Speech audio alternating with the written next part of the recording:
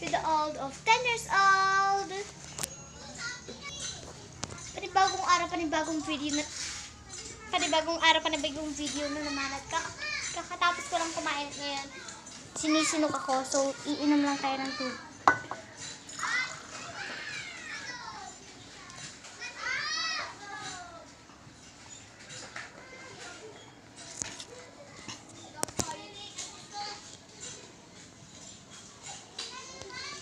So, alam niyo ba guys na ang a day in the life natin ngayon ay magkakwento lang ako tungkol sa Bini, and yun lang yung vlog ko.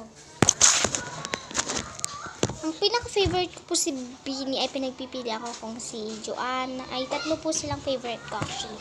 Si Joanna, Mika, and Colette. Number 1 po si Joanna.